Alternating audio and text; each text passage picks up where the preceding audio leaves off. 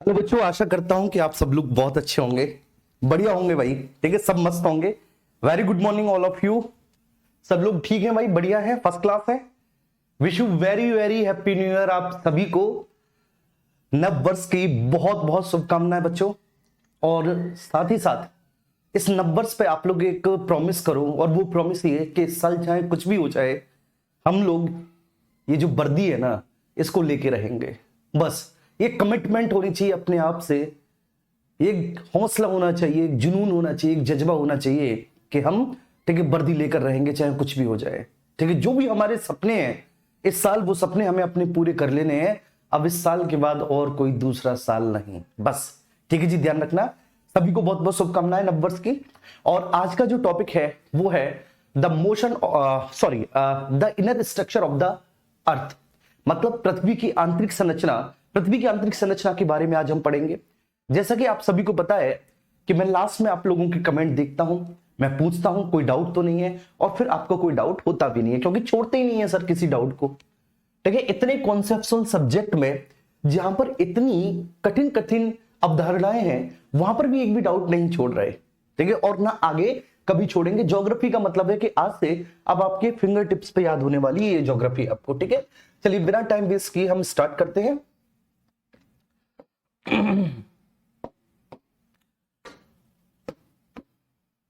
जी ठीक है सर, पृथ्वी की आंतरिक संरचना, यह है हमारा आज का टॉपिक। क्या है भैया जी? तो जो हमारा आज का टॉपिक है सर, वह है पृथ्वी की आंतरिक संरचना।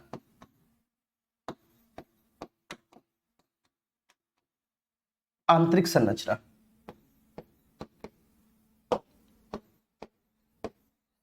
ठीक है। तो इसको हम लोग बोलेंगे inner structure of the earth, पृथ्वी की आंतरिक संरचना। क्या बोलेंगे भैया जी? तो इसको हम लोग बोलेंगे कि सर ये जो है हमारा, ये है inner structure of earth. Inner structure of earth, पृथ्वी की आंतरिक संरचना। ठीक है सर, तो जैसे पृथ्वी बाहर से तो हम सबको दिख ही रही है, लेकिन वो अंदर से कैसी है, उसकी आंतरिक संरचना का अध्ययन करना बड़ा जरूरी हो जाता है। क्योंकि मैं आपको बताऊं ना बेटा, पृथ्वी पर ये जितनी भी चट्टानें हैं, पृथ्वी पर जो भी भूकंपीय क्रियाएं होती हैं, पृथ्वी पर होने वाली जो ज्वालामुखी क्रियाएं होती हैं, पृथ्वी के धरातल के ऊपर जो बनने वाले पर्वत है, पठार है, मैदान है, मरुस्थल है, इन सब के पीछे जो कारण है ना बेटा, वो पृथ्वी की आंतरिक संरचना है। मतलब पृथ्वी की आंतरिक संरचना के ऊपर, पृथ्वी की आंतरिक संरचना के कारण ही धरातल के ऊपर विभिन्न प्रकार की स्थलाकृतियों का जन्म हुआ है। ठीक है, स्थलाकृति का मतलब क्या होता है कि कहीं पर्वत है तो कहीं पठार है। बात समझ में आ रही है ना बच्चे? कहीं पहाड़ी है तो कहीं मैदान है। तो जो हमारे धरातल पर जो बहुत प्रकार की स्थलाकृतियां हैं, ठीक है, उनके निर्माण के पीछे जो कारण है वो पृथ्वी की आंतरिक संरचना ही है। क्या है? आंतरिक संरचना है। चलिए, तो पृथ्वी की आंतरिक संरचना के बारे में हम लोग स्टार्ट करते हैं पढ़ना। देखिए, पृथ्वी की आंतरिक संरचना को 3 भागों में बांटा है। मेरे साथ साथ बोलेंगे आप लोग। क्या सर? कि पृथ्वी की आंतरिक संरचना को भूवैज्ञानिकों ने 3 आधारों पर बांटा है। देखो, पृथ्वी के अंदर की किसी भी चीज का अध्ययन जो करते हैं ना, वो भूवैज्ञानिक करते हैं। ठीक है, जिनको हम लोग जियोलॉजिस्ट कहते हैं। तो उन्होंने पृथ्वी की आंतरिक संरचना को 3 भागों में बांटा। 3 भागों में मतलब 3 परतों में। 3 भागों का मतलब है बेटा 3 परतों में। तो एक सबसे ऊपर की परत हो गई, जो मैंने यहां पर आपको बताई है, दर्शाई है। उसके बाद फिर एक और परत हो गई। ठीक है, फिर उसके बाद बचे एक और परत हो गई, इस तरह से। क्लियर है ना?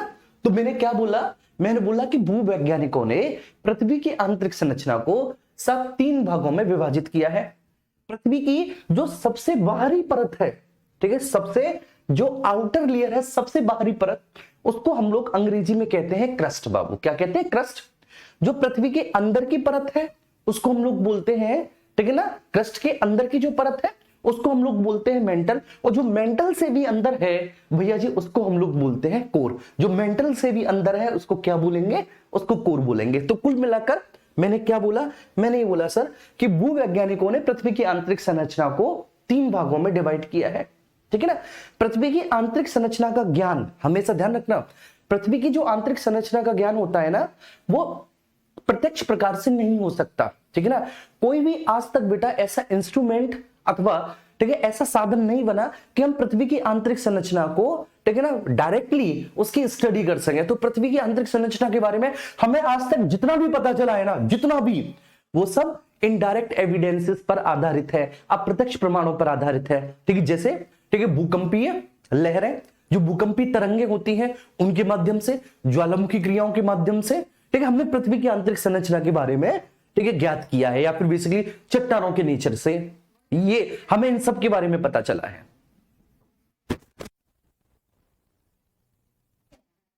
ठीक है जी, ये बात समझ में आई, यहां तक कोई इश्यू तो नहीं। आइए अब मैं आगे आपको समझाता हूं पृथ्वी की आंतरिक संरचना, इनर स्ट्रक्चर ऑफ द अर्थ। तो मैंने लिखा सर, भूवैज्ञानिकों ने, इस बात को मैं लिख देता हूं कि भैया जी भूवैज्ञानिकों ने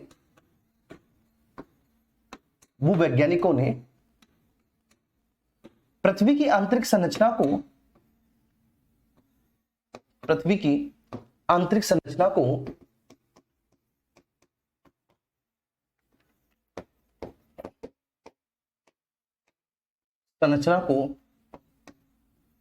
ठीक है 3 वर्गों में विभाजित किया है। ठीक है ना, या आंतरिक संरचना को ठीक है 3 भागों में डिवाइड किया है, 3 भागों में विभाजित किया है। ये फर्स्ट पॉइंट मैंने आपको बता दिया। ठीक है, पहले ही कि सर जो जियोलॉजिस्ट ने पृथ्वी की इनर स्ट्रक्चर को सब 3 भागों में बांटा है।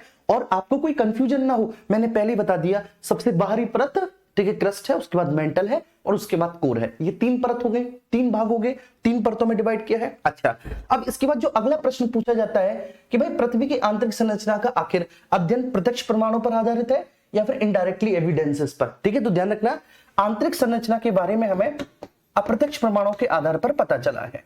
ठीक है, ध्यान रखना। तो पृथ्वी की इनर स्ट्रक्चर के बारे में, आंतरिक संरचना के बारे में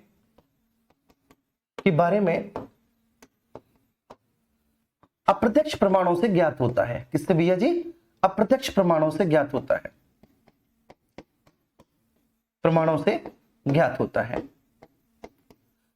है।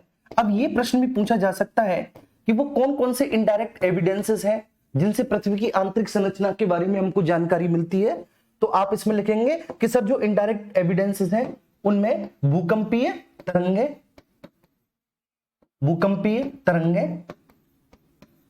ठीक है, basically the nature of the rocks, चट्टानों की प्रकृति,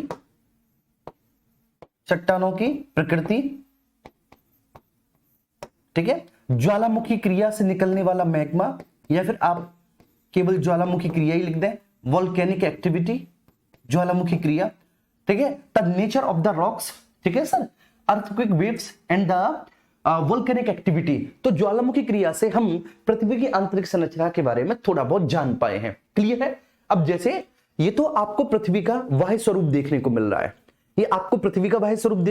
है, लेकिन अगर आप पृथ्वी के अंदर जाएंगे तो आप पाएंगे कि पृथ्वी को हम मोटा मोटी ठीक है 3 प्रकार की लेयर्स में, 3 प्रकार के भागों में डिवाइड कर सकते हैं। ठीक है, लेयर्स का मतलब क्या होता है? परतों में। तो 3 परतों में हम डिवाइड कर सकते हैं। अब यहां पर हमें पूरा समझना है, आगे आने वाले लेक्चर्स में पूरा समझना है पृथ्वी की बेटा जो सबसे बाह्य परत है, पृथ्वी की जो सबसे बाह्य परत है, जो आउटमोस्ट लेयर है, ठीक है, उसको हम लोग कहेंगे कि भैया जी उसको क्रस्ट बोलेंगे। क्या बोलेंगे? क्रस्ट बोलेंगे। क्रस्ट देखो ध्यान रखना है, अब बच्चे कंफ्यूज हो जाते हैं इसमें। ठीक है, क्रस्ट अंग्रेजी में इसको बोलते हैं क्रस्ट, और हिंदी में हम इसको भूपरपटी बोलते हैं। बाबू क्या बोलते हैं? हम इसको भूपरपटी बोलते हैं हिंदी में। अब ये क्रस्ट या भूपरपटी क्या है? ये क्रस्ट या भूपरपटी क्या है? ये पृथ्वी की सबसे बाह्यतम परत है, बस ये ध्यान रखना। ये क्रस्ट या भूपरपटी क्या है सर? तो ये जो है भैया, ये पृथ्वी की सबसे बाह्यतम परत है, पृथ्वी की सबसे बाह्यतम परत है, पृथ्वी की सबसे बाह्यतम परत है, सबसे बाह्यतम परत, ठीक है ना, सबसे आउटमोस्ट लेयर है, सबसे बाह्यतम परत है क्रस्ट। ठीक है सर, तो क्रस्ट सबसे बाह्यतम परत है। बहुत अच्छे, क्लियर हो गया। ठीक है जी, अब हम क्रस्ट से अंदर की ओर चलेंगे। आओ बेटा, क्रस्ट से अंदर की ओर चलते हैं हम सब लोग। ठीक है, जब हम क्रस्ट से अंदर की ओर जाएंगे बेटा, ठीक है ऐसे, तो जब हम क्रस्ट से नीचे की ओर बढ़ेंगे, अंदर की ओर बढ़ेंगे, तो हमें 2900 किलोमीटर की गहराई तक, हमें कितने किलोमीटर की गहराई तक बाबू? तो हमको 2900 किलोमीटर की गहराई तक एक और परत देखने को मिलेगी। ये बात ध्यान रखना, हम क्रस्ट से अंदर की ओर गए, जब हम क्रस्ट से अंदर की ओर गए तो क्रस्ट से अंदर की ओर जाने पर हमको 29 किलोमीटर की गहराई तक एक और दूसरी परत देखने को मिलेगी। उस परत को हिंदी में कहते हैं बेटा प्रवर। क्या कहते हैं? प्रवर, और अंग्रेजी में बोलते हैं मेंटल परत। तो वो जो परत है उस परत को बोला जाता है सर कि वो मेंटल परत है। क्या बोला जाता है बेटा? मेंटल लेयर है, वो मेंटल परत है। हिंदी में उसको प्रवर परत बोलते हैं, प्रवर परत बोलते हैं। ठीक है जी, वो मेंटल परत है। लेकिन ध्यान रखना, ठीक है ना, ऑन एन एवरेज क्रस्ट से 2900 किलोमीटर की गहराई तक वो देखने को मिलेगी। ठीक है जी, ये बात समझ में आ गई? तो भैया जी वो क्रस्ट से 2900 किलोमीटर की गहराई तक देखने को मिलेगी। कितने किलोमीटर सर? 2900 किलोमीटर की गहराई तक देखने को मिलेगी।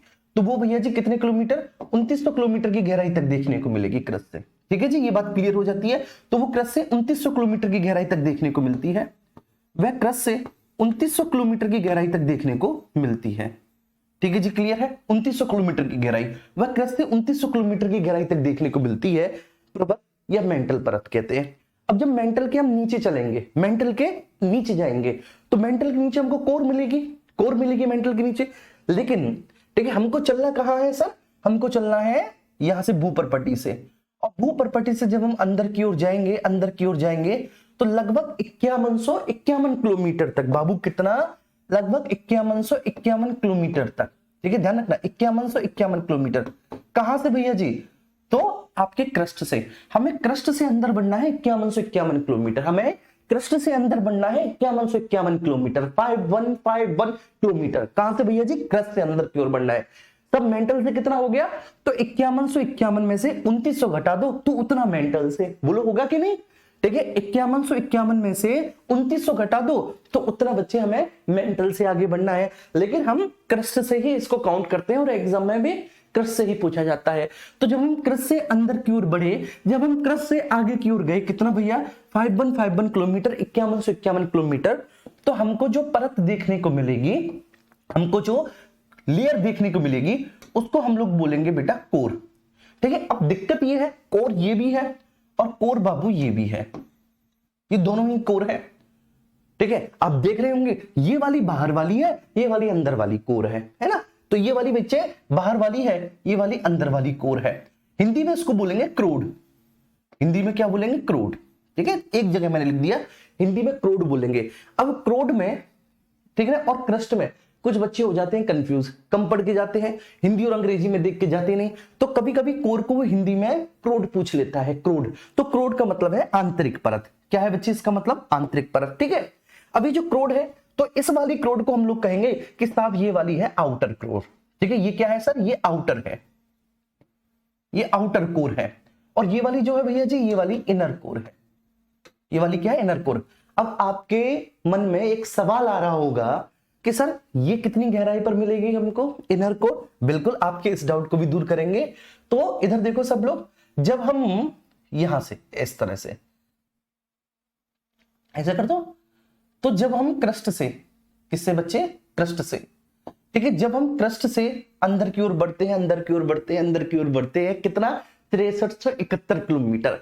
तो जब हम क्रस्ट से 6371 किलोमीटर, याद रखना है, जब क्रस्ट से भैया जी कितना हम, जब क्रस्ट से भैया जी कितना हम 6300 किलोमीटर अंदर आते हैं, 6371 किलोमीटर अंदर आते हैं, तो हमको 6371 किलोमीटर की गहराई तक जो परत देखने को मिलेगी वो हमें इनर कोर देखने को मिलेगी। ठीक है जी, तो जब हम इधर क्रस्ट से आगे की ओर बढ़े, तो क्रस्ट से जैसे जैसे हम आगे की ओर आते गए क्रस्ट से, तो क्रस्ट से हम आगे की ओर आ रहे हैं, आगे की ओर आ रहे हैं बच्चे। ठीक है, तो हमको 6371 किलोमीटर की गहराई तक, 6371 किलोमीटर की गहराई तक जो भी परत देखने को मिलेगी उसको हम इनर कोर कहेंगे। क्या कहेंगे? इनर कोर कहेंगे। चलिए अब यहां से कुछ सीधे सीधे एक दो प्रश्न आते हैं। ये जो क्रस्ट है ना आपकी भूपर्पटी, पृथ्वी की सबसे बाह्यतम परत है भूपृष्ठ। ठीक है ना, भूपृष्ठ या फिर भूपर्पटी या फिर क्रस्ट। तो भूपृष्ठ भी कह देते हैं, भूपर्पटी भी कह देते हैं, क्रस्ट भी कह देते हैं, पृथ्वी की सबसे बाह्यतम परत है। अभी जो क्रस्ट है ना, ये क्रस्ट सर सिलिका और एल्यूमिनियम, इन दो प्रमुख पदार्थों से मिलकर बनी है। मतलब हालांकि ऐसे तो क्रस्ट के निर्माण में बहुत सारे तत्वों का योगदान है। ऐसे तो अगर मैं कहूं तो सर क्रस्ट के निर्माण में ऐसे बहुत सारे एलिमेंट्स हैं जिनका योगदान है क्रस्ट के निर्माण में, लेकिन मुख्यतः सिलिका और एल्यूमिनियम का प्रमुख योगदान है। मैंने क्या बोला? मुख्यतः सिलिका और एल्यूमिनियम का प्रमुख योगदान है। तो इसलिए हम क्रस्ट को सियाल परत भी बोल देते हैं। क्या बोल देते हैं? सियाल परत। ये दूसरा नाम है क्रस्ट का, सियाल परत। ये ध्यान रखना, ये दूसरा नाम है क्रस्ट का, क्या? सियाल परत। अब भैया जी मेंटल पे आओ। ये जो मेंटल है, ऐसे तो मेंटल में बहुत सारे तत्व पाए जाएंगे, लेकिन फिर भी मेंटल के निर्माण में जिन दो प्रमुख तत्वों का प्रमुख योगदान है वो यहां पर भैया जी सिलिका है और मैग्नीशियम है। ठीक है, मैग्नीशियम को हालांकि हम Mg से डिनोट करते हैं, लेकिन फिर भी हमने यहां पर Ma लिखा है। ठीक है, तो ध्यान रखना, Ma मैग्नीज का होता है, Mg मैग्नीशियम का होता है, लेकिन यहां पर Ma का मतलब मैग्नीशियम है। तो ऐसे तो मेंटल के निर्माण में बहुत सारे तत्वों का योगदान है। There are so many elements, ठीक है ना, ठीक है ना, इन देयर बहुत सारे एलिमेंट्स है मेंटल में, लेकिन फिर भी जो दो प्रमुख एलिमेंट हैं जो मेंटल के निर्माण में सबसे प्रमुख भूमिका निभाते हैं वो कौन से हैं? सिलिका और मैग्नीशियम है। तो इसलिए हम इसको क्या कहेंगे? ये बाबू हो गई सीमा परत। ये क्या हो गई? इसको हम सीमा परत कहेंगे, इसको हम सीमा परत कहेंगे। बोलो क्लियर हुआ? तो इसको क्या बोलेंगे सर? इसको हम बोलेंगे कि साहब ये सीमा परत है। क्या बोलेंगे? सीमा परत। अब हम आ जाते हैं कोर। ऐसे तो कोर के निर्माण में बहुत सारे तत्वों का योगदान है, लेकिन फिर भी दो प्रमुख तत्व जो कोर के निर्माण में सबसे महत्वपूर्ण भूमिका निभाते हैं वो है बच्चे आपका निकेल और फेरम। ठीक है, मतलब लोहा। ठीक है, तो इसलिए हम इसको कोर को क्या कहते हैं? कोर को हम नीफे परत कहते हैं। तो चाहे आउटर कोर हो चाहे इनर कोर हो, ठीक है, हम इनको नीफे परत ही बोलते हैं। आपसे कोई भी पूछे सियाल परत किसको बोलते हैं, आप कहेंगे भूपर्पटी को। कोई भी पूछे तो आज के बाद कोई भी आपसे पूछे भैया कि हम सियाल परत किसको बोलते हैं, भूपर्पटी को क्यों बोलते हैं, आप कहेंगे साहब क्योंकि भूपर्पटी के निर्माण में जिन दो एलिमेंट्स का सबसे मेजर रोल है, सबसे प्रमुख योगदान है, वो सिलिका और एल्यूमिनियम है। दैट्स वाई हम इसको क्या कह रहे हैं? सियाल परत कह रहे हैं। फिर आपसे पूछा जाए कि भैया जी मेंटल, कौन सी परत को हम सीमा परत कहते हैं या मेंटल को किस और अन्य नाम से जाना जाता है, आप कहेंगे मेंटल को सीमा के नाम से जाना जाता है। क्यों सीमा? ठीक है, क्या सीमा ने मेंटल को बनाया था? ठीक है, नहीं साहब, ऐसा नहीं है, क्योंकि ये सिलिका और मैग्नीशियम के प्रधानता है यहां पर, इसलिए। और सब कोर को हम क्या बोलेंगे? नीफे, क्योंकि यहाँ पे निकल और फेरम या फेरस की प्रधानता है, तो इसलिए हम इसको नीफे परत बोलेंगे। फेरम या फेरस का मतलब होता है लोहा। ये बात क्लियर हुई? मुझे नहीं लगता यहां तक किसी को कोई डाउट होगा। ठीक है ना, कौन कितने किलोमीटर की गहराई पर है, एक ये प्रश्न पूछा जाता है। ठीक है, आपने ये भी बहुत अच्छे से कर लिया। अब लेकिन देखो मैं आपको एक बात बताता हूं, प्लीज यहां पर आप लोग देखना बच्चे। ठीक है, जैसे जैसे हम बच्चे क्रस्ट से, जैसे जैसे हम क्रस्ट से मेंटल होते हुए कोर की तरफ जाते हैं तो एक दो परिवर्तन होते हैं। वो परिवर्तन मैं यहां पर आपको बताना चाहता हूं। ठीक है सर, तो मैंने यहां पर लिखा, मेरे प्यारे बच्चे आप इधर देखना, मैंने यहां पर लिखा बच्चे कि जैसे जैसे हम, ठीक है, क्रस्ट से, ठीक है ना, क्रस्ट का मतलब है भूपर्पटी, तो जैसे जैसे हम क्रस्ट से मेंटल होते हुए कोर की तरफ बढ़ते हैं, ठीक है, तो जैसे जैसे हम क्रस्ट से मेंटल होते हुए कोर की तरफ बढ़ते हैं, देखो लगातार टेम्परेचर भी बढ़ता चला जाता है, तापमान भी लगातार बढ़ता है और घनत्व भी लगातार बढ़ता है, घनत्व भी लगातार बढ़ता है। ये दो चीजें बढ़ती हैं। तो जैसे जैसे हम पृथ्वी में गहराई में जाएंगे, मैं ऐसा बोल सकता हूं ना कि जैसे जैसे हम पृथ्वी में गहराई में बढ़ते चले जा रहे हैं सर, टेम्परेचर और डेंसिटी, तापमान और घनत्व, ये दोनों बढ़ते हैं। ये प्रश्न पूछा गया है आपका। ठीक है, चलिए अब इसके बाद हम आगे चलते हैं। तो तापमान और घनत्व दोनों तो बढ़ गए जैसे जैसे हम क्रस्ट से मेंटल से, ठीक है ना, होते हुए कोर की तरफ जा रहे हैं। लेकिन एक इंटरेस्टिंग पॉइंट क्या है ये मैं आपको बताता हूं, आपको बहुत मजा आएगा। सर ये टेम्परेचर जो है ना, ये एक समान रूप से नहीं बढ़ता, ये टेम्परेचर एक समान रूप से नहीं बढ़ता, ये ध्यान रखना। ये टेम्परेचर जो बढ़ता है बच्चे, यहां पर मैं टेम्परेचर लिख देता हूं पहले। ये जो टेम्परेचर बढ़ता है ना, आपको इतना ध्यान रखना है, ये प्रत्येक 32 मीटर की गहराई पर 1 डिग्री सेल्सियस बढ़ता है। कितना बाबू? प्रत्येक 32 मीटर की गहराई पर 1 डिग्री सेल्सियस बढ़ता है। प्रत्येक 32 मीटर की गहराई पर 1 degree Celsius, 1 degree Celsius temperature बढ़ जाता है। मैंने क्या बोला? मैंने बोला सब प्रत्येक 32 मीटर की गहराई पर 1 डिग्री सेल्सियस बढ़ता है ऑन एन एवरेज, औसतन, ठीक है ना। प्रत्येक 32 मीटर की गहराई पर 1 डिग्री सेल्सियस बढ़ता है। लेकिन ये जो प्रत्येक 32 मीटर की गहराई पर 1 डिग्री सेल्सियस बढ़ रहा है, ये क्या है सर? ये ऑन एन एवरेज है, ये ऑन एन एवरेज है। मतलब हिंदी में मैं इसको लिख सकता हूं कि सर औसतन रूप से है, ये औसतन रूप से है। जो प्रत्येक 32 मीटर की गहराई पर 1 डिग्री सेल्सियस बढ़ रहा है, ये अलग अलग बढ़ता है। ठीक है, कैसे अलग अलग बढ़ता है, प्लीज आप सब लोग यहां पर फोकस करेंगे। ये ऐसे अलग अलग बढ़ता है कि जो पहले 100 किलोमीटर है, मतलब आप क्रस्ट से चले और क्रस्ट से जाने के बाद आपको जो पहले 100 किलोमीटर मिले, पहले 100 किलोमीटर, तो जैसे आप क्रस्ट से बढ़े तो क्रस्ट से अंदर जा रहे हैं, जो पहले 100 किलोमीटर है, मेरे साथ बोलो बाबू, कि प्रथम 100 किलोमीटर, आप क्या बोलेंगे सर, कि जो प्रथम 100 किलोमीटर है, जो पहले 100 किलोमीटर है, वहां पर ये प्रथम 100 किलोमीटर पर ये बेटा प्रथम 100 किलोमीटर पर ये 12 डिग्री सेल्सियस पर किलोमीटर के हिसाब से टेम्परेचर बढ़ेगा। कितना? 12 डिग्री सेल्सियस पर किलोमीटर के हिसाब से टेम्परेचर बढ़ेगा। ठीक है, अगर ये प्रश्न पूछ लिया तोते उड़ जाएंगे बच्चों के। ठीक है सर, तो पहले 100 किलोमीटर, मेरे साथ साथ बोलो कि साहब पहले 100 किलोमीटर, ठीक है, पहले 100 किलोमीटर ये 12 डिग्री सेल्सियस पर किलोमीटर के हिसाब से, 12 डिग्री सेल्सियस पर किलोमीटर के हिसाब से। उसके बाद ठीक है 100 किलोमीटर के बाद आगे आने वाले 300 किलोमीटर, आगे आने वाली 300 किलोमीटर ये जो बढ़ेगा, ये बढ़ेगा 2 डिग्री सेल्सियस पर किलोमीटर के हिसाब से। कितना बाबू? 2 डिग्री सेल्सियस पर किलोमीटर के हिसाब से। और उसके बाद पृथ्वी के केंद्र तक, उसके बाद बच्चे कहां तक? कोर तक, उसके बाद टिल कोर तक ये 1 डिग्री सेल्सियस पर किलोमीटर के हिसाब से बढ़ता ही रहेगा।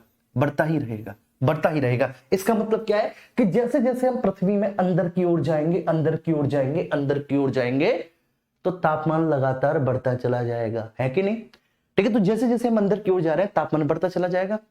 अब हमारी प्रकृति में ठीक है लगभग बच्चे ठीक है 100+ एलिमेंट्स हैं, ठीक है, नेचुरली जो हमारी ठीक है पृथ्वी पर पाए जाते हैं। 100 से ऊपर तत्व है, ठीक है ना, बोलो है कि नहीं बच्चे?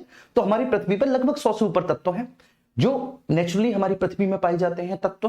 ठीक है, अब उन्हीं तत्वों में से कुछ तत्व ठीक है भूपर्पटी में पाए जाते हैं, कुछ उसमें मेंटल में पाए जाते हैं, कुछ उसमें कोर में पाए जाते हैं। ठीक है, अब लेकिन ये जो भूपर्पटी है सब, इसका टेम्परेचर तो नॉर्मल है क्योंकि भूपर्पटी के ऊपर धरातल है। अब धरातल पर हम रह रहे हैं।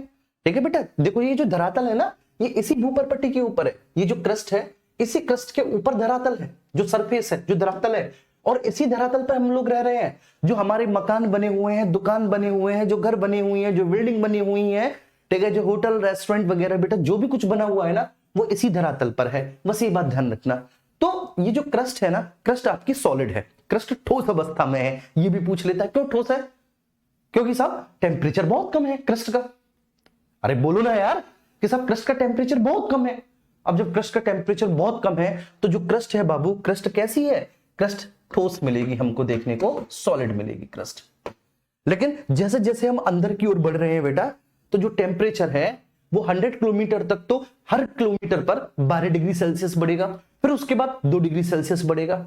अब आप ये सोच के देखो बच्चे कि अगर मैं यहां पर ठीक है ना क्रस्ट पर, अगर मैं क्रस्ट पर टेम्परेचर ऑन एन एवरेज मान के चलूं कि भाई क्रस्ट का जो टेम्परेचर है वह 30 डिग्री सेल्सियस है, ठीक है, मान के चलता हूं, चलो मैं 30 डिग्री सेल्सियस अगर क्रस्ट का टेम्परेचर है, तो आप सोच के देखो 2900 किलोमीटर की गहराई तक टेम्परेचर कितना बढ़ चुका होगा, कितना बढ़ चुका होगा। मतलब जैसे जैसे हम गहराई में बढ़ते चले जा रहे हैं टेम्परेचर लगातार बढ़ता चला जा रहा है। अभी जो मेंटल क्षेत्र में जो बेटा तत्व है, जी यहां पर ध्यान देना है, आप सबको मजा आएगा। ठीक है बाबू, इधर ध्यान दो। अभी जो मेंटल क्षेत्र में जो एलिमेंट्स है, ठीक है, मेंटल भी बहुत सारे तत्वों से मिलकर बना है, मेंटल भी बहुत सारे तत्वों से मिलकर बना है। तो मेंटल में जो बहुत सारे तत्व है ना बच्चे बेचारे, ठीक है, जैसे जैसे मेंटल में गहराई में जा रहे हैं, जैसे जैसे मेंटल में बढ़ते चले जा रहे हैं टेम्परेचर बढ़ता चला जा रहा है। तो मेंटल के जो वो एलिमेंट्स है ना, बेसिकली वो जो तत्व है बच्चे, वह अब ठोस रूप में नहीं रह पाएंगे। ठीक है, इतने अधिक टेम्परेचर के कारण वो पिघल जाएंगे, इतने अधिक टेम्परेचर के कारण वो क्या होंगे? पिघल जाएंगे। तो जो हमें मेंटल देखने को मिलेगा एक्चुअली बेटा लिक्विड स्टेट में देखने को मिलेगा। मेंटल हमको कैसे स्टेट में देखने को मिलेगा बेटा? मेंटल हमको लिक्विड स्टेट में देखने को मिलेगा, मतलब तरल अवस्था में देखने को मिलेगा। क्यों? क्योंकि जैसे जैसे हम मेंटल क्षेत्र में अंदर की ओर जा रहे हैं टेम्परेचर लगातार बढ़ता चला जा रहा है। ठीक है, जिन चट्टानों से बेसिकली मेंटल मिलकर बना है, या जो ठीक है ना खनिज है, जो तत्व है, वो पिघल जाएंगे साहब। इतने टेम्परेचर पे वो ठोस नहीं रहने वाले, वो पिघल जाएंगे। अब जब वो पिघल जाएंगे भैया जी, तो वो तरल हो जाएंगे, ऑब्वियस सी बात है, तरल हो जाएंगे। और देखो बेटा जहां पे भी तरल होता है ना, अब सबसे इंटरेस्टिंग बात क्या है कि आप 2900 किलोमीटर की गहराई में है, तो आप यहां पर जब देखेंगे यहां पर टेम्परेचर कम होगा, और जैसे जैसे आप गहराई की तरफ बढ़ेंगे टेम्परेचर बढ़ता चला जाएगा। तो यहां पर टेम्परेचर कम है, जैसे जैसे आप गहराई की तरफ बढ़ रहे हैं टेम्परेचर लगातार बढ़ता चला जाएगा। अब जैसे दूध है, दूध को आपने गैस पे रख दिया गर्म करने, उबालने रख दिया ना दूध को, गैस पे चूल्हे पे जहां पे भी आपका मन करे आपने वहां पर रख दिया, किसी बर्नर के ऊपर आपने दूध को रख दिया। आप क्या देखते हो बेटा, आप देखते हो कि दूध जैसे जैसे गर्म होता चला जाता है ना, वैसे वैसे उसका लेवल बढ़ता चला जाता है, वो लेवल बढ़ता चला जाता है। एक स्थिति तक उसका लेवल बढ़ता है, मतलब वो उफनता है, उसके बाद फिर उस पर कोई प्रभाव नहीं पड़ता। ऐसा क्या होता है, देखो जब हमने एक भगोने में रख के दूध को गर्म किया, तो दूध का बेटा सबसे पहले कौन सा हिस्सा, मैं इसको यहां पर समझाता हूं, ठीक है, मैं इसको यहां पर समझाता हूं, प्लीज आप लोग देखना।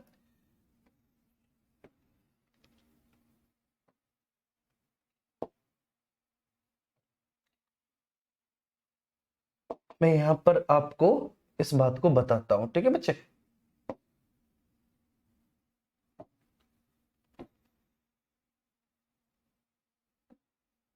चलो देखो, यह है बर्नर हमारा,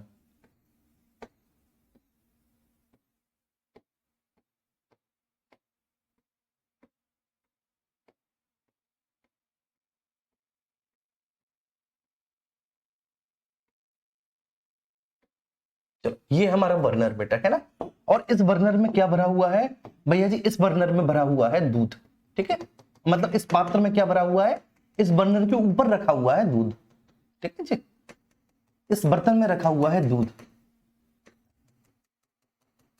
इस बर्तन में रखा हुआ है दूध। यहां पर देखना बच्चे,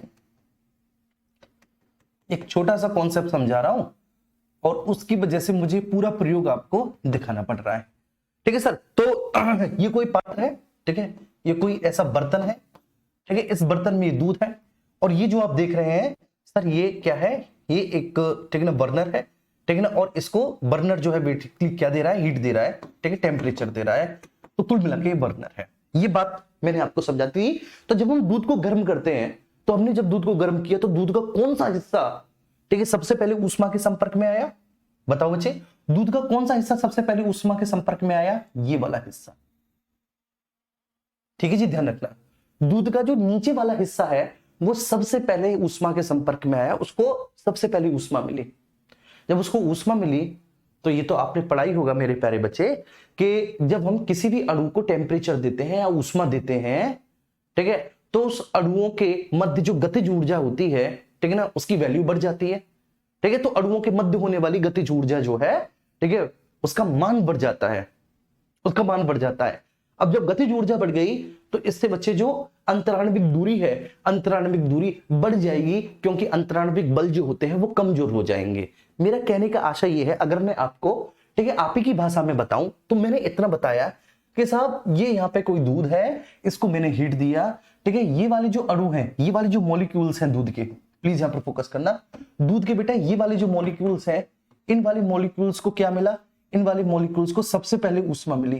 जब इन वाले मॉलिक्यूल्स को ऊष्मा मिली, मतलब हमने इनको टेम्परेचर दिया, ये गर्म हो गए, गर्म होने के बाद बच्चे इनकी गतिज ऊर्जा बढ़ गई, गतिज ऊर्जा बढ़ने से जो अंतराण्विक बल थे वो कमजोर हुए, अंतराण्विक दूरी बढ़ गई, और कुल मिलाकर मैं आपसे ये कह सकता हूं कि ये बेटा गर्म होते हुए जो अणु हैं ये ऊपर की ओर जाएंगे।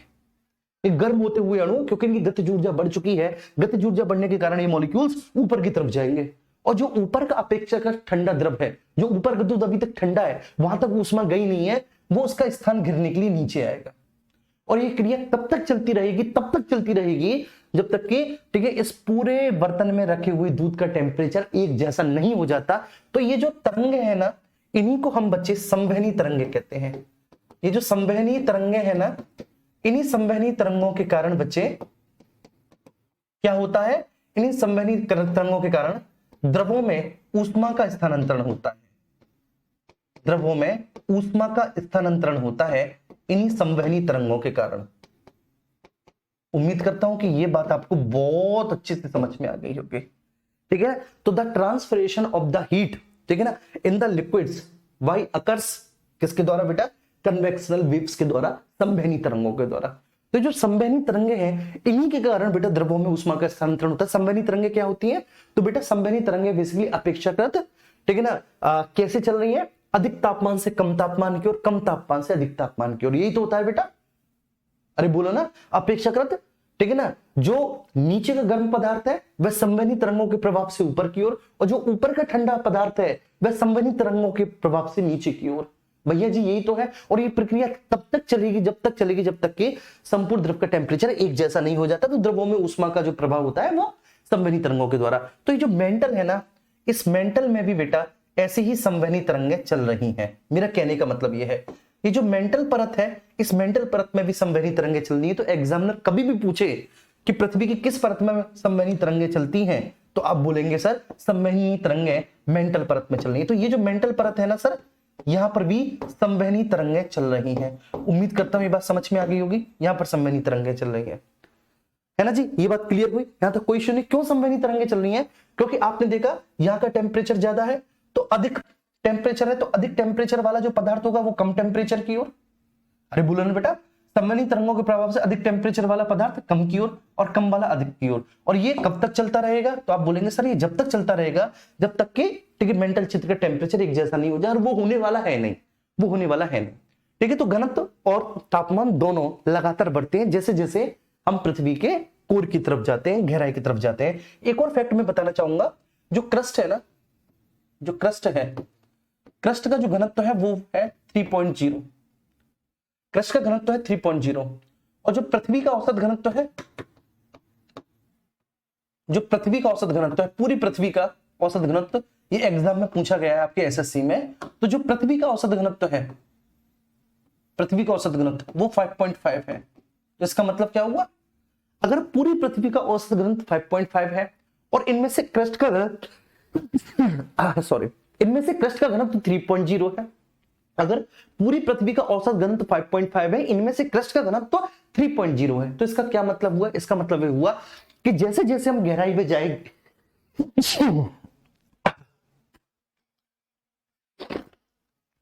सर्दी हो गई चलिए, तो जैसे जैसे हम गहराई में जाएंगे, जैसे जैसे हम गहराई में उतरेंगे भैया जी, वैसे वैसे ठीक है घनत्व लगातार बढ़ता चला जाएगा। ठीक है, वैसे वैसे डेंसिटी लगातार बढ़ती चली जाएगी। उम्मीद करता हूं कि ये बात आपको बड़े अच्छे से, बड़े बेहतरीन तरीके से समझ में आ गई होगी। ठीक है, अच्छा अब ये जो बेटा लगातार घनत्व बढ़ता चला जाएगा, तो पृथ्वी की दो परतों के बीच में घनत्व संबंधी डिसकंटिन्यूटी होगी। ठीक है, पृथ्वी की दो परतों के बीच में घनत्व संबंधी क्या होगी? डिसकंटिन्यूटी होगी। इसको हम कहेंगे असंबद्धता। क्या कहेंगे? असंबद्धता। तो इस असंबद्धता को समझ लेते हैं क्या होता है, बस इतनी सी बात है। ठीक है, पूरी पृथ्वी की आंतरिक संरचना को मैंने यहां पर आपको समझा दिया। अभी मैं और थोड़ा सा बताऊंगा, धीरे धीरे ताश के पत्ते खोलता हूं, जिससे कि बच्चे सिस्टमैटिक क्रम में सारी चीजों को पढ़ सकें। ठीक है, ये ध्यान रखना। इधर देखो भाई सब लोग, मेरे प्यारे बच्चे, यहां पर देखो सब लोग। मैंने पूछा चांद से कि देखा है हसीन,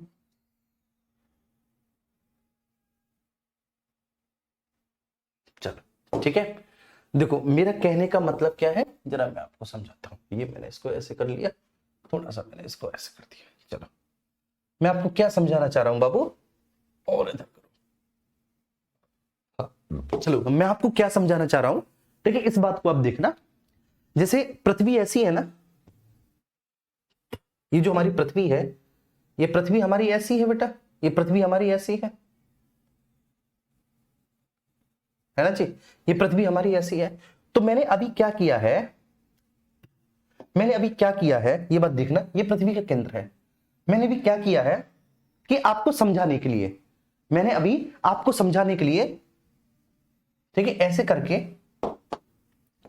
मैंने आपको समझाने के लिए बेटा ये ऐसे करके जो है ना एक टुकड़ी को निकाल लिया है।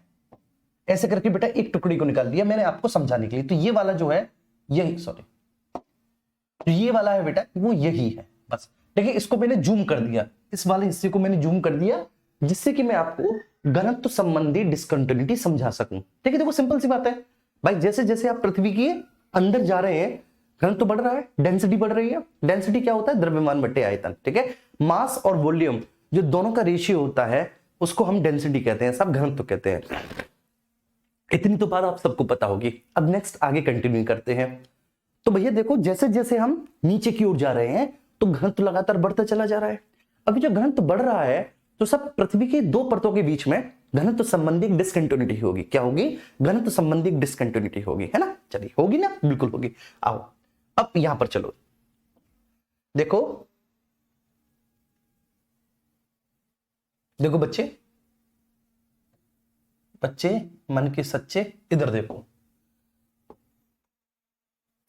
हमारी जो क्रस्ट है बेटा, हमारी ये जो क्रस्ट है मतलब भूपर्पटी, वो पृथ्वी की सबसे बाह्य परत है, मानते हो कि नहीं? तो जो हमारी भूपर्पटी है, तो सब हमारी भूपर्पटी, हमारी क्रस्ट सबसे बाह्य परत है पृथ्वी की। क्रस्ट ठीक है, सबसे बाह्य परत है, सबसे बाह्य परत है, सबसे बाह्य परत है, ठीक है ना। और बच्चे ऑब्वियस सी बात है, ठीक है, अगर परत, ठीक है ना, दूध की भी सही, परत मलाई की भी सही, परत दही की भी सही, ठीक है, परत काऊ की सही, परत की एक मोटाई होगी। बोले होगी कि नहीं? तो ऐसे ही जो क्रस्ट है ना बेटा, ठीक है, इस क्रस्ट की जो औसत मोटाई है, ये ध्यान रखना, इस क्रस्ट की जो औसत मोटाई है, ठीक है जी, ऐसे करके ये जो औसत मोटाई मानी गई है क्रस्ट की, औसत मोटाई ये 33 किलोमीटर मानी गई है, ठीक है, लगभग 33 किलोमीटर। कुछ किताबों में 30 है, तो कुछ में 32 है, कुछ में 33 है, लेकिन भूवैज्ञानिकों ने इसको 33 किलोमीटर माना है। जो औसत मोटाई है क्रस्ट की, वो बेटा कितनी है? 33 किलोमीटर है। औसत मोटाई जो है क्रस्ट की, वो 33 किलोमीटर है। लेकिन आप क्या देखते हो कि क्रस्ट सबसे ऊपर की परत तो है हमारी पृथ्वी के, सबसे ऊपर की परत है, लेकिन जहां पर महासागर है वहां पर इसकी मोटाई घट जाएगी, और जहां पे महाद्वीप है वहां पे इसकी मोटाई बढ़ जाएगी। देखो ऐसे ही तो होता है, आप खुद बताओ, क्या ऐसा नहीं होता? जैसे ये महाद्वीप है, ठीक है, महाद्वीप है, ठीक है, आप किसी भी कॉन्टिनेंट पे हो, मतलब आप किसी भी महाद्वीप पे हो, और जब आप उस महाद्वीप से, ठीक है, समुद्र के तल पर जाएंगे, जब आप बेटा उस महाद्वीप से समुद्र के तल पर जाएंगे, तो अभी सी बात है, समुद्र का तल लगभग आपको 4 से 5,000 मीटर की गहराई पर मिलेगा, और ज्यादा भी हो सकता है, ठीक है, वो आपको 4 से 5,000 मीटर की गहराई पर मिलेगा। तो ऐसे ही मैं आपको ये बताना चाहता हूं, बस मैं आपको ये समझाना चाहता हूं कि यहां पर आप इस तरह से समझें इसको, जो मैं आपको बता रहा हूं मेरे प्यारे बच्चे, इस तरह से समझें, ठीक है, कुछ ऐसे समझें कि जो महाद्वीपीय क्रस्ट है, ठीक है ना, मतलब महाद्वीपीय क्रस्ट का मतलब है क्रस्ट का वो हिस्सा जिसके ऊपर कॉन्टिनेंट है। तो क्रस्ट का वह हिस्सा जिसके ऊपर महाद्वीप है, जिसके ऊपर कॉन्टिनेंट है, उसको हम बोलेंगे कॉन्टिनेंट सॉरी, उसको हम लोग बोलेंगे, सॉरी बच्चे, उसको हम लोग बोलेंगे कॉन्टिनेंटल क्रस्ट। क्या बोलेंगे उसको? Continental crust. तो ये जो है ना सर, ये जो है, ये महाद्वीपीय भूपर्पटी है। क्या है सर? ये महाद्वीपीय भूपर्पटी है, ये महाद्वीपीय भूपर्पटी है, ये वाली। और ये वाली जो है, ये ओशनिक क्रस्ट है, ये महासागरीय भूपर्पटी है, ये महासागरीय भूपर्पटी है। आप मानोगे कि नहीं इस बात को? ये महासागरीय भूपर्पटी है, ये वाली महाद्वीपीय वाली महासागरीय भूपर्पटी है। तो साहब एक बात तो क्लियर हो गई, जो महाद्वीपीय भूपर्पटी है उसकी मोटाई अधिक होगी, जो महासागरीय भूपर्पटी है उसकी जो चौड़ाई या मोटाई जो होगी वो कम होगी। बोलो मानते होगे इस बात को कि नहीं? बिल्कुल मानते हैं साहब, कि जो महाद्वीपीय भूपर्पटी है, महाद्वीपीय भूपर्पटी की मोटाई अधिक। कितनी होगी महाद्वीपीय भूपर्पटी की मोटाई? तो सर जो महाद्वीपीय भूपर्पटी की मोटाई होगी वह होगी लगभग 40 से 45 किलोमीटर। कितना बच्चे? 40 से 45 किलोमीटर महाद्वीपीय भूपर्पटी की मोटाई। और जो महासागरीय भूपर्पटी है सब, उसकी मोटाई कितनी होगी? तो भैया जी उसकी मोटाई लगभग 5 से 10 किलोमीटर होगी। कितनी होगी उसकी? 5 से 10 किलोमीटर होगी। बस यही बात समझना है आपको। तो सब जो भूपर्पटी की औसत मोटाई है वो IUCN मतलब सॉरी इसके क्या नाम है, जो संस्था है, ठीक है, इंटरनेशनल जियोलॉजिकल जो ऑर्गेनाइजेशन है, तो उसके अनुसार औसत मोटाई 30 से 33 किलोमीटर है। ठीक है, तो साहब औसत मोटाई भूपर्पटी की कितनी है? 30 से 33 किलोमीटर है औसत मोटाई। वही महाद्वीपीय भूपर्पटी, ठीक है, उसकी मोटाई ज्यादा होगी, महासागरीय की कम होगी। ये बात मैंने आपको समझा दी। अच्छा, अब नेक्स्ट आगे आते हैं, यहां पर ये समझते हैं इस बात को। ठीक है, ये हो गई, इधर देखेंगे सब लोग। ठीक है, ये जो है ना जिसको मैंने ड्रॉ किया है, ये जो जिसको मैंने ड्रॉ किया ये क्रस्ट है। ये क्या है बेटा? क्रस्ट। लेकिन ये ऊपर की क्रस्ट है, ये ऊपर वाली क्रस्ट है, ये तो ऊपर वाली क्रस्ट है। अब क्रस्ट की एक मोटाई भी तो है ना, बोलो ना बेटा, क्रस्ट की एक मोटाई भी तो है ना। ठीक है, तो ये पूरी क्रस्ट हुई ना, ये पूरी क्रस्ट हुई ना, बोलना बाबू, ये पूरी क्रस्ट हुई ना, बोलना ये पूरी क्रस्ट है, ये ऊपर वाली, ये नीचे वाली क्रस्ट। ठीक है, ये ऊपर वाली, ये नीचे वाली क्रस्ट। अब क्रस्ट के जस्ट नीचे से क्या स्टार्ट हो जाएगी, यहाँ पे क्रस्ट के नीचे से मेंटल स्टार्ट हो जाएगी, मेंटल। और मेंटल कहां तक है, 2900 किलोमीटर की गहराई तक है, ऐसे मेंटल है, ये ऐसे मेंटल है। बोलो है कि नहीं मेंटल, बोल बेटा है कि नहीं, बिल्कुल है सर। मेंटल के जस्ट नीचे से स्टार्ट हो जाएगी बच्चे क्या, कोर, आउटर कोर। मेंटल के जस्ट नीचे से स्टार्ट क्या हो जाएगी, आउटर कोर। और ये वाली क्या होगी बच्चे, इनर कोर। ये वाली क्या होगी, इनर कोर। बोलो मानते हो कि नहीं, ठीक है, ये बात मैंने आपको समझाई। अब मैं आपको क्या समझा रहा हूं, सबसे इंपॉर्टेंट पॉइंट मैं आपको समझा रहा हूं, जिसको हम बोलेंगे डिसकंटिन्यूटी। डिसकंटिन्यूटी, ठीक है, इसको हम लोग बोलेंगे बच्चे हिंदी में असंबद्धता। असंबद्धता, असंबद्धता, ठीक है। मतलब कैसी असंबद्धता, घनत्व संबंधी, घनत्व संबंधी, घनत्व संबंधी असंबद्धता, ठीक है बच्चों। और एक बात ध्यान रखना, ठीक है ना, इस सर्दी, ठीक है, बदन पे बढ़ती, बस कुछ भी हो जाए, कितना भी दम लगाना पड़े, लेकिन नौकरी लेके रहनी है। ये हो गया सर, ठीक है। ये जो आप देख रहे हैं, ये जो आप देख रहे हैं, ये क्या है, ये क्रस्ट है, ठीक है, ये आउटर क्रस्ट है, मैंने लिख दिया sir, this is outer crust. ये बाह्य भूपर्पटी है, हिंदी में इसको बोलेंगे ये बाह्य भूपर्पटी है। ये जो है ये इनर क्रस्ट है, ये आंतरिक भूपर्पटी है भैया जी। क्या है ये, आंतरिक भूपर्पटी है। तो ये होगी बाह्य भूपर्पटी, बाह्य भूपर्पटी, ये हो गई आंतरिक भूपर्पटी, आंतरिक भूपर्पटी, वो बाह्य और ये आंतरिक भूपर्पटी, ठीक है, ये बात क्लियर। अच्छा, अब यहां से जो है, यहां से स्टार्ट हो जाएगी मेंटल। ये वाली जो मेंटल है बेटा, ये बाह्य मेंटल है, ये वाली जो है ये बाह्य मेंटल है। तो ये बाह्य मेंटल है, इट्स द आउटर मेंटल, बाह्य मेंटल। भाई मेंटल की भी तो अपनी एक मोटाई है, ये बाह्य मेंटल है। और ये वाली जो है ये आंतरिक मेंटल है, आंतरिक मेंटल है, ये वाली जो है आंतरिक मेंटल। और ये पूरी बेटा कितनी होगी, 2900 किलोमीटर होगी। बोलो ये पूरी कितनी होगी, ये पूरी 2900 किलोमीटर होगी सर, ठीक है जी, बिल्कुल होगी 2900 किलोमीटर। अब आए, ये जो है आपकी, ये बाह्य कोर है, ये बाह्य कोर है, ये बाह्य कोर है। और भैया जी जो नीचे वाली है, ये जो नीचे वाली है, ये आंतरिक कोर है, आंतरिक कोर है। देखो सिंपल सी बात है, अगर पृथ्वी की आंतरिक संरचना को 3 परतों में बांटा गया है ना, 3 लेयर्स में, 3 लेयर्स में, तो उन 3 लेयर्स के बीच में 5 प्रकार की असंबद्धता होगी, 5 प्रकार की असंबद्धता। कैसे कैसे मैं समझा रहा हूं, मतलब।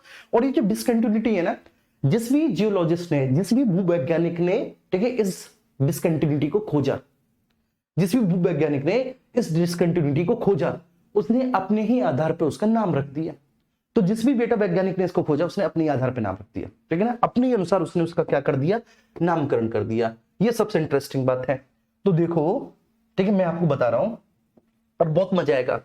बाह्य और आंतरिक क्रस्ट के बीच में, बोलो बाह्य और आंतरिक क्रस्ट के बीच में जो घनत्व संबंधी असंबद्धता है, उसको बोलेंगे हम कोनराड असंबद्धता। क्या बोलेंगे, कोनराड असंबद्धता, कोनराड असंबद्धता, ठीक है जी, बोलो मेरे साथ साथ। आउटर और इनर क्रस्ट के बीच में जो असंबद्धता है घनत्व संबंधी, उसको कोनराड असंबद्धता बोलेंगे। आउटर क्रस्ट और इनर क्रस्ट के बीच में जो घनत्व संबंधी असंबद्धता है, उसको कोनराड असंबद्धता बोलेंगे। आउटर क्रस्ट और इनर क्रस्ट में जो घनत्व संबंधी असंबद्धता है, उसको कोनराड असंबद्धता बोलेंगे। अब इनर क्रस्ट और बाह्य मेंटल, किसमें बेटा, इनर क्रस्ट और बाह्य मेंटल में, ये ध्यान रखना। तो ये हो गया बेटा बाह्य मेंटल और ये हो गया इनर क्रस्ट। ये देखो, ठीक है सर, इनर क्रस्ट और बाह्य मेंटल के बीच में जो असंबद्धता होगी, बोलो, ठीक है, उसको हम लोग बोलेंगे बेटा मोह असंबद्धता। मोहे मोहे, ठीक है ना, ये हो गया मोहे मोहे। आजकल बड़ा चल रहा है ना बेटा इंस्टा पे, मोहे मोहे, तो यही है बेटा मोह असंबद्धता। क्लियर है। अब इसके बाद बाह्य मेंटल और आंतरिक मेंटल। अभी जो बाह्य मेंटल और आंतरिक मेंटल के बीच में जो असंबद्धता होगी, इसको हम लोग कहेंगे रेपेटी असंबद्धता। क्या बोलेंगे इसको, इसको हम लोग बोलेंगे बच्चे रेपेटी असंबद्धता। बोलो मेरे साथ, क्या बोलेंगे, रेपेटी असंबद्धता। बोलो क्या बोलेंगे, रेपेटी असंबद्धता। अब आंतरिक मेंटल और बाह्य कोर, ये आंतरिक मेंटल और बाह्य कोर के बीच में जो असंबद्धता होगी, उसको हम लोग बोलेंगे गुटेनबर्ग विशार्ट असंबद्धता। बोलो मेरे साथ क्या बोलेंगे, बोलो मेरे साथ क्या बोलेंगे सर, तो उसको हम लोग बोलेंगे गुटेनबर्ग विशार्ट असंबद्धता, विशार्ट असंबद्धता, ठीक है ना। और जो सर बाह्य कोर और आंतरिक कोर के बीच में जो असंबद्धता होगी, ये वाली जो गुटेनबर्ग विशार्ट है ना, मैं आपको ये बताना चाहता हूं जी बेटा, मैं आपको ये समझाना चाहता हूं कि जो गुटेनबर्ग विशार्ट है ना, ये आंतरिक मेंटल और बाह्य कोर के बीच में है, लेकिन जो बाह्य कोर और आंतरिक कोर के बीच में जो असंबद्धता है, जो डिसकंटिन्यूटी है, उसको हम लोग बोलेंगे लेहमैन डिसकंटिन्यूटी, लेहमैन असंबद्धता, लेहमैन असंबद्धता। आप कहेंगे सर याद नहीं हुआ, बिल्कुल सिंपल है याद करना। देखो इसको बोलेंगे कुमारी केएम, कुमारी कोनराड मोह असंबद्धता। लेकिन आपको रटना नहीं है कि किन दो परतों के बीच में, आपको पता है कि सब सबसे ऊपर आउटर क्रस्ट, सबसे ऊपर आउटर क्रस्ट, उसके नीचे इनर क्रस्ट, फिर आउटर मेंटल, फिर इनर मेंटल, फिर आउटर कोर, फिर इनर कोर। बस समझ में रही है? तो सब सबसे ऊपर, बोलो मेरे साथ, सबसे ऊपर आउटर क्रस्ट, उसके नीचे इनर क्रस्ट, उसके नीचे आउटर मेंटल, उसके नीचे इनर मेंटल, फिर सब उसके नीचे आउटर कोर और उसके नीचे इनर कोर। बस सिंपल है, बस आपको एक क्रम याद रखना है। ये क्रम याद है आपको तो आप कैसे याद करेंगे, कोनराड मोह कुमारी, ठीक है ना, फिर आरजी, ठीक है, आरजी तो कुमारी, ठीक है ना, रागिनी। कैसे याद करोगे बेटा, कुमारी रागिनी मतलब रेपिटी और गुटेनबर्ग, कुमारी रागिनी, ठीक है ना, लेह में घूमने गई, कुमारी रागिनी लेह में घूमने गई, ट्रिक हो गई, कुमारी रागिनी लेह घूमने गई। देख लो, कुमारी रागिनी ऐसी ठंड में लेह में मजा ले रही है बेटा, और तुम क्या कर रहे हो, पुलिस की तैयारी। तो कुमारी रागिनी लेह में घूमने गई, कोनराड मोह रेपिटी गुटेनबर्ग और लेहमैन, ठीक है जी, कोनराड मोह रेपिटी गुटेनबर्ग और लेहमैन। ये असंबद्धता से प्रश्न पूछा जाता है। आज के बाद किसी बच्चे को ना तो कॉन्सेप्चुअल दिक्कत होगी और ना फैक्ट में दिक्कत होगी।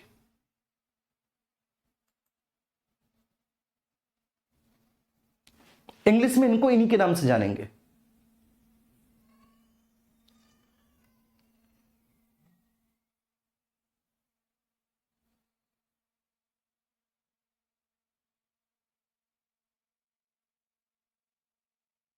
चलो ठीक है, अब सब बच्चों के समझ में आ गया हो तो एक बार थम्स अप कर दो, ठीक है जी।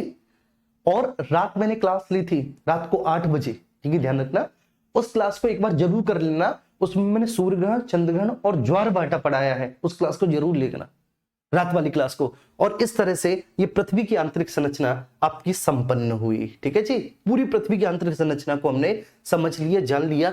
जितने भी प्रश्न यहां से बनते हैं, अब बच्चे को एक सवाल होता है कि सर कैसे प्रश्न बनेंगे, उसके लिए आप क्या करो, उसके लिए आप इस टॉपिक के प्रश्न लगाओ, उसके लिए आप इस टॉपिक के प्रश्न लगाओ। ध्यान रखना ऐसे, ठीक है, आप अंधाधुंध भी क्लास लोगे ना तो उसका इतना बेनिफिट नहीं मिलेगा कि हर एक क्लास में जो टॉपिक पढ़ाया जा रहा है आप उसके सेट लगा रहे हो। सेट कहां से लगाओ, घटना चक्र उठा लाओ। बात समझ में आ रही है? घटना चक्र उठा लाओ पूरी जीएस की, और पूरी जीएस की घटना चक्र उठाने के बाद मैं भूगोल में जो भी चैप्टर पढ़ा रहा हूं, ठीक है, भूगोल में उस चैप्टर के आप क्वेश्चंस लगाने लग जाओ, ठीक है। किसी भी एग्जाम के सही आप उन्हें लगाओ, जरूरी नहीं कि केवल पुलिस की पीवाईक्यू लगाओ या एसआई की पीवाईक्यू लगाओ, नहीं, हर एक एग्जाम की पीवाईक्यू लगाओ, ठीक है, उस टॉपिक के हर एक एग्जाम की पीवाईक्यू लगाओ, क्योंकि एग्जामिनर क्वेश्चंस को बेटा रिपीटेड मोड में ही पूछता है, ठीक है। ठीक है, लव यू ऑल। रीजनिंग की क्लास का समय हो गया, ठीक है, आपको बहुत अच्छे से पता हो गया। एक बार बस 2 मिनट में आपका क्विक रिवीजन करवा देता हूं। भूवैज्ञानिकों ने पृथ्वी की आंतरिक संरचना को 3 भागों में बांटा है, ठीक है। जिन 3 भागों में भूवैज्ञानिकों ने बांटा है उसमें सर कौन कौन से हैं, तो पहली है भूपर्पटी। कुछ लोग कह रहे थे सर हिंदी में पढ़ाओ, बेटा ज्यादातर तो हिंदी में ही, ठीक, भूपर्पटी क्रस्ट। दूसरा है प्रवर, प्रवर इसको कहेंगे मेंटल, मेंटल।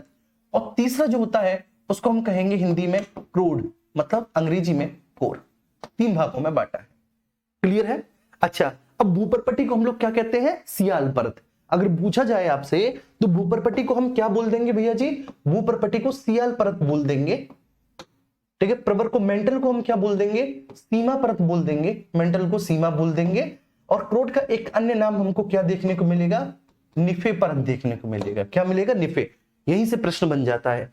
आंतरिक संरचना के बारे में हमको इनडायरेक्ट प्रमाणों से प्राप्त पता चलता है, जैसे अर्थक्वेक की waves, the nature of the ठीक है, rocks and the volcanic activity, इनसे हमें पृथ्वी की आंतरिक संरचना के बारे में ठीक ठाक ज्ञान हो पाता है। आंतरिक संरचना को मैंने यहां पर बताया, तापमान घनत्व तो लगातार बढ़ेगा, तापमान किस हिसाब से बढ़ेगा, किस रेशियो से बढ़ेगा, वो रेशियो भी मैंने आपको बताया, ठीक है साहब, कि वो किस हिसाब से बढ़ रहा है, उसको भी आपको बहुत अच्छे से देखना है। बस पृथ्वी का औसत घनत्व पूछा जाता है इतना है, और पृष्ठ का पूछा जाता है इतना है। तो इसका मतलब है जैसे जैसे हम गहराई में जा रहे हैं, लगातार बच्चे हमारा घनत्व बढ़ता चला जा रहा है। मैंने आपको समझाया कि संवहनी तरंगें क्या होती हैं, कहां पर चलती हैं, और ये मैंने आपको असंबद्धता बताई।